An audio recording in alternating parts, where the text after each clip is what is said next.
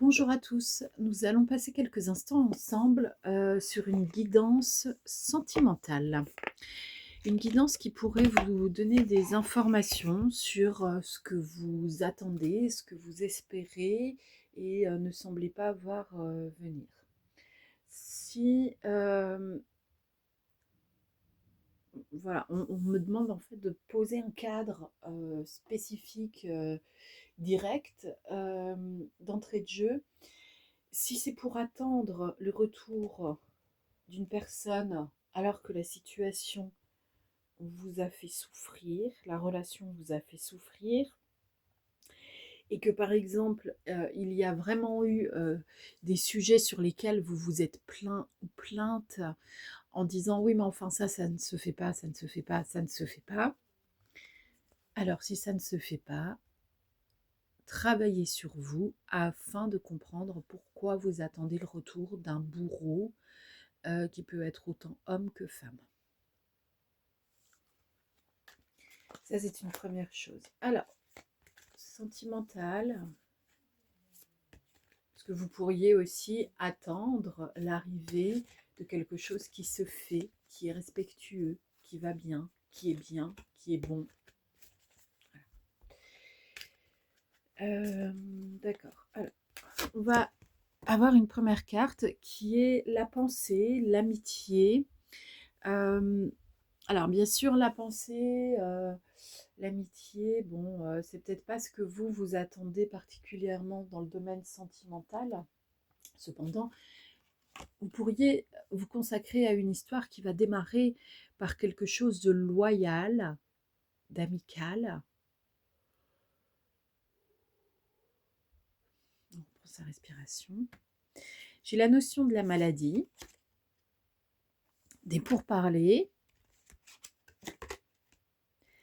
de la stérilité. Bon, alors, il y a clairement quelque chose dans la notion du duo, dans le concept du duo, qui est voué à l'échec. Et là, ce qu'on nous dit, c'est que en fait, ce qui est malade est stérile. Ça ne donne pas de fruits parce que c'est malade, c'est malsain. Alors, on pourrait faire un petit tour d'horizon très rapide pour comprendre ce qui est malsain.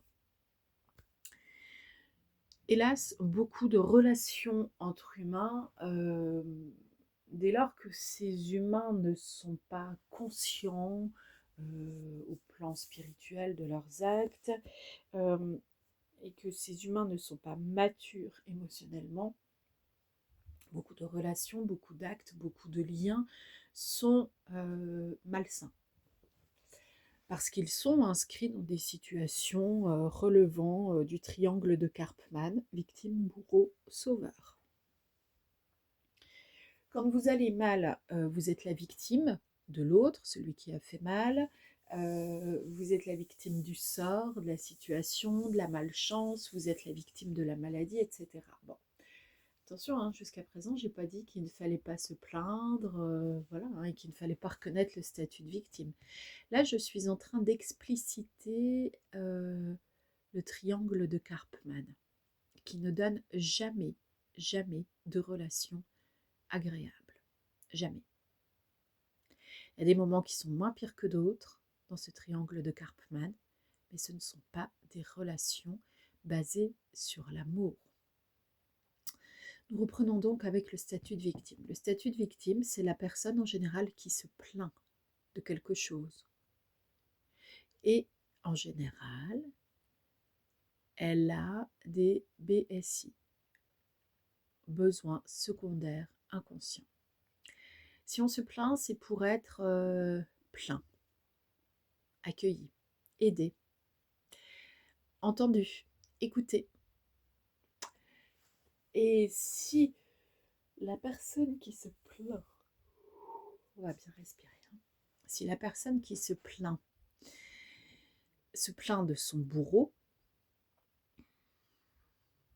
elle n'a peut-être pas pour autant envie à ce moment-là ou besoin d'être aidée, vraiment, à sortir de la situation. Si par exemple vous êtes dans des situations sentimentales, parce que c'était ça le sujet de base, qui régulièrement deviennent violentes de plusieurs façons, euh, c'est que quelque part, vous avez encore un intérêt inconscient à jouer la victime, tandis que l'autre joue le bourreau. Alors vous allez dire, oui, mais en fait, c'est pas possible. Si, si, si, hélas, si. À partir du moment où vous avez compris et admis que vous étiez en train de répéter des schémas qui existent déjà depuis très très longtemps dans l'humanité, soumission, domination, à partir de ce moment-là, en général, vous aviez envie de sortir du triangle de Karpman. Et c'est-à-dire que vous arrivez quand même à exprimer ce qui a été difficile, mais sans forcément attendre qu'on vienne vous considérer comme une victime qui est soumise, qui est dépendante du sauveur. Vous-même, vous ne ferez pas le sauveur des situations des autres. Vous les écoutez, vous mettez de l'empathie dans votre présence parce que c'est naturel, parce que vous plongez dans une autre énergie. Mais vous n'avez pas besoin de les sauver. Vous n'avez pas besoin de vivre leur situation à leur place. Vous restez à la vôtre. Et si vous êtes observateur, vous êtes observateur, vous n'êtes pas l'acteur. Ensuite, pour la question du bourreau, le bourreau, ça peut être simplement celui qui envoie des pics et qui va dire, par exemple, c'était de l'humour. Oui. Ou des gens qui vont vous dire aussi qu'ils pratiquent l'humour noir, l'humour caustique. Mais non, c'est juste de la vacherie en fait. Si vous enlevez le mot humour dans tout ce qu'ils disent, ce ne sont que des vacheries.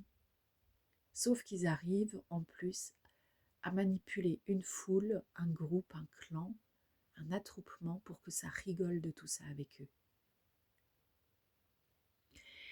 Alors, à la lumière du triangle de Karpman, évidemment, on peut voir plein de choses. Là, si on revient sur la guidance, on nous dit simplement que malgré des pourparlers, c'est stérile.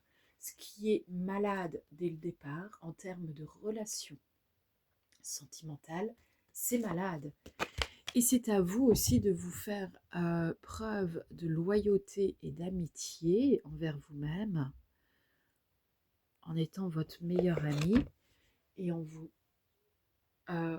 acceptant tel que vous êtes et en vous demandant aussi comment vous pouvez améliorer la situation. Eh bien, d'une part, c'est en sortant de tout ce qui est toxique. Petit à petit, sortez de ce qui est toxique. Ici, j'ai une autre carte, le feu, qui est arrivé à l'envers. Alors, bon, bah, là, du coup, on peut dire que c'est un peu froid, c'est sûr. Et c'est comme si vous aviez une sorte de fatalité qui est inscrite depuis votre naissance, mais en fait, il n'y a pas de fatalité. C'est simplement que vous répétez de façon inconsciente ou plus ou moins consciente des schémas qui existent, certes, depuis bien avant vous. La sagesse. Ah, enfin, ça change d'énergie. Élévation. Union. Comme quoi tout est possible. Et celle-ci qui a voulu se carapater, c'est le retard. Bon. Alors, vous pouvez avoir la sensation que les choses sont longues à venir.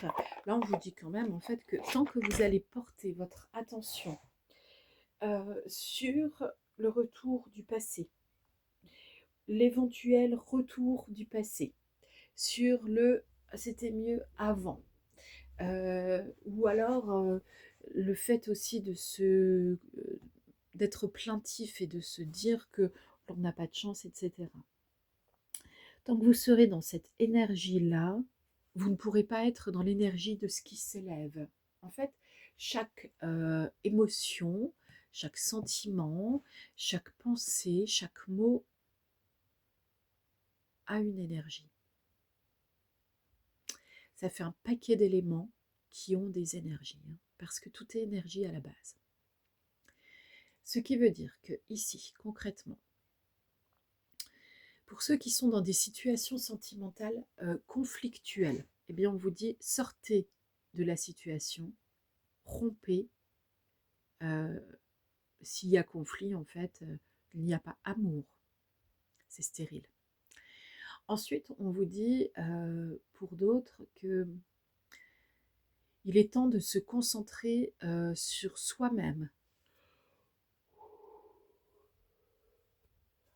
Et peut-être que cela va apporter euh, l'élévation tant attendue. Mais cela va passer par un chemin où l'union ne sera possible que si vous la préférez d'abord avec vous-même. C'est-à-dire que à chaque fois que l'on est pris dans des situations de sentiments qui font mal, en fait, c'est simplement des notions de pouvoir, domination, soumission, il n'y a rien du tout de l'amour, hein. On peut avoir un peu d'affect. euh, la pire des andouilles qui est irrespectueuse dans le relationnel peut avoir de temps à autre de l'affect, ça ce n'est pas incompatible. En revanche, l'amour, ce que l'on nomme énergie de l'amour et qui n'est pas du tout l'amour sacrificiel qu'on nous vante depuis des millénaires, l'énergie de l'amour, c'est quand même plutôt, par exemple, si vous voulez, être dans la communication non violente, hein, si vous voulez un exemple un peu plus concret. Alors, observez ce qu'il se passe en communication non violente et vous allez vite voir que vous pourriez teinter cela aussi des accords Toltec, hein, pour donner la dimension de l'énergie de l'amour.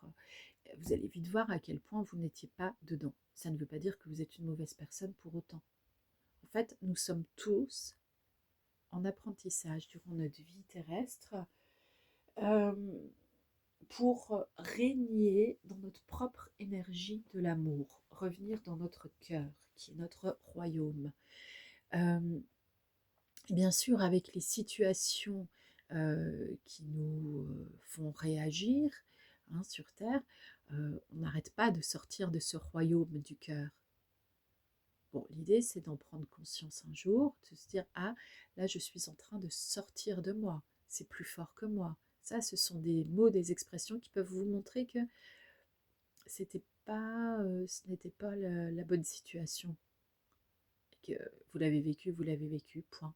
Et maintenant, il faut en prendre acte, conscience, et on passe à autre chose. Si vous voulez une petite aide minérale, respirez bien. On respire, on respire, on respire. Une petite aide minérale. Vous pourriez vous connecter à la brasilianite. C'est la flexibilité, la brasilianite. Alors, je vous la montre. La brasilianite. Vous pouvez vous immerger directement par l'image. Vous n'avez pas besoin d'acquérir euh, des tas de pierres, cristaux et compagnie. Brasilianite. Flexibilité. Je suis flexible et libre d'être moi-même. Bon. Vous pourriez aussi rechercher des pierres, des cristaux qui donnent de la force. Pour se connecter directement au monde minéral, il y a des autorisations à demander. Euh, Par principe, elles sont très très souvent accordées.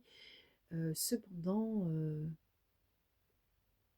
le fait de demander une autorisation montre l'humilité que l'on peut avoir en soi. C'est un sas important aussi pour changer d'énergie, arrêter d'être dans le mental tout puissant, régissant tout. Quand vous vous mettez en connexion télépathique avec d'autres sphères, pour demander par exemple l'autorisation de connexion avec le monde minéral, cristal et compagnie,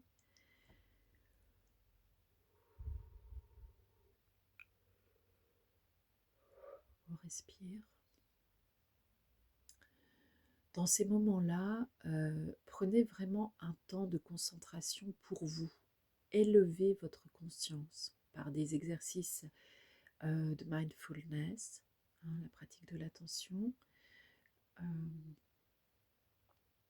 si vous ne savez pas réaliser cela, contactez-moi dans des séances assez courtes.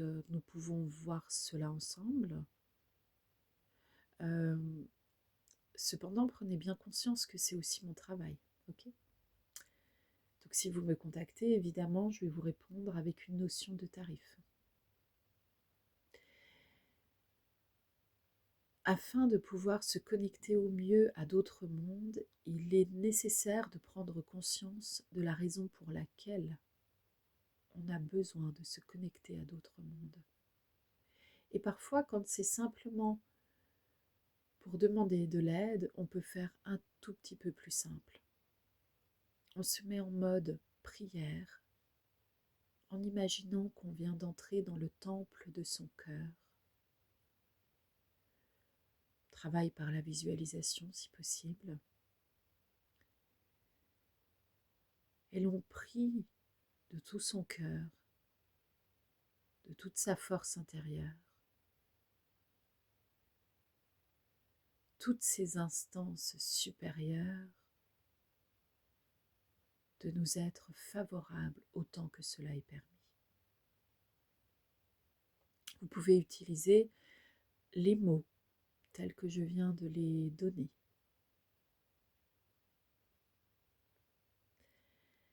Si aujourd'hui la guidance est un peu spécifique dans le sens où elle est un peu leçon de vie, comprenez bien que nous avons tous des postures et des positionnements différents dans l'existence. Pour ma part, il est inconcevable de consommer et pour ma part de produire des guidances qui donneraient tout cuit dans le bec, quelques éléments des énergies qui arrivent, sans communiquer de plus de quoi commencer à comprendre comment cela fonctionne. Je ne suis pas là pour être le sauveur qui vous offrirait tout et qui ne recevrait rien. Je suis dans une posture de franche égalité où le donner et le recevoir est important. Et dans le donner et recevoir, il y a ce que l'on se donne à soi aussi et ce que l'on reçoit de soi-même. Ce sont des boucles infinies dans lesquelles en fait il est possible au fur et à mesure de se donner de plus en plus de respect, d'attention généralement correcte, etc. On peut se rendre compte qu'on est en train de se faire grandir, de s'élever. On est en train de s'unir à son propre cœur. Et c'est ainsi que des shifts énergétiques peuvent prendre place. Pour ceux qui strictement restent dans le besoin d'entendre des conseils de façon gratuite, demandez-vous à quel moment vous pouvez donner en échange. Alors bien sûr, sur ce réseau social par vidéo, il y a le fait de suivre la vidéo, les vues. Il y a aussi les likes, etc., les boosts, le fait de s'abonner, de commenter, de participer, voilà, de marquer sa présence, hein, de co-créer. Mais demandez-vous en fait si ce que vous venez prendre est suffisant, dans le sens où, pour parfaire la boucle de cette énergie, ne faudrait-il pas aussi savoir donner? Alors en l'occurrence, il n'est pas question d'aller donner de son temps, de son énergie réaliser des vidéos, je ne sais quoi, mais donnez, par exemple, donnez au monde un meilleur amour provenant de vous-même. C'est-à-dire vous mettre au travail sur vous-même. Alors je sais que dans le développement personnel, dans le développement individuel, depuis des années, surtout en France, il ne faut pas dire travail, il ne faut pas dire ceci, il ne faut pas dire cela.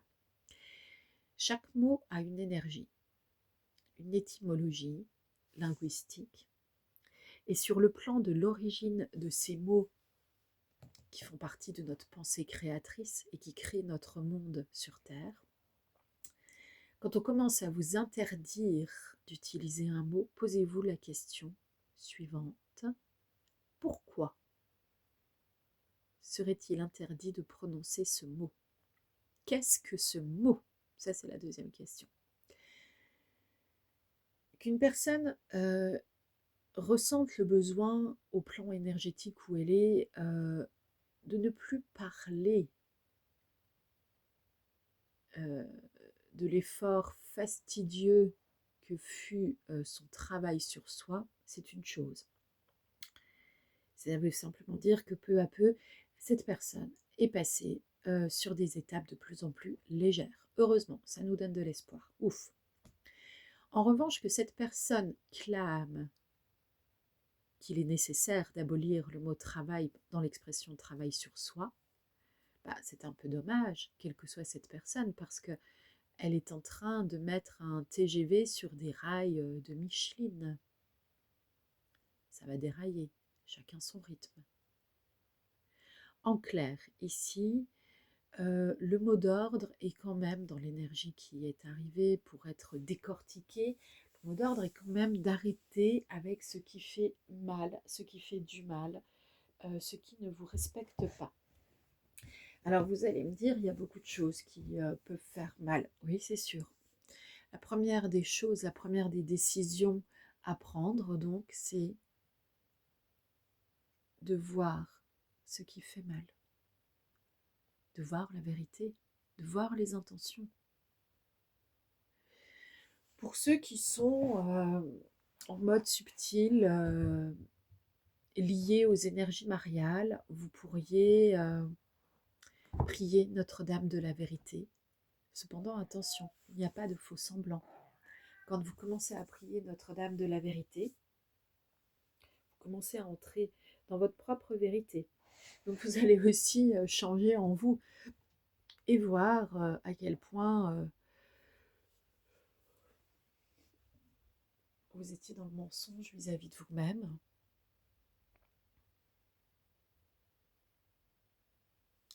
Pour certains, cela semble extrêmement compliqué d'accepter que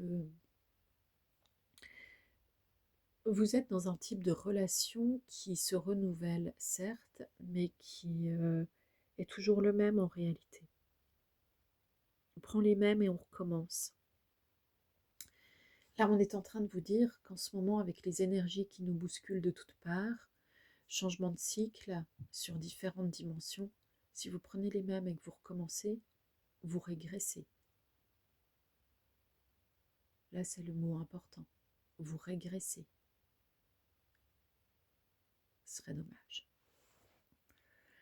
Pour ceux qui souhaitent des enseignements, des sessions individuelles de thérapie, d'accompagnement, quel qu'il soit, je vous laisse me joindre par email marina.petitdemange@gmail.com. À bientôt.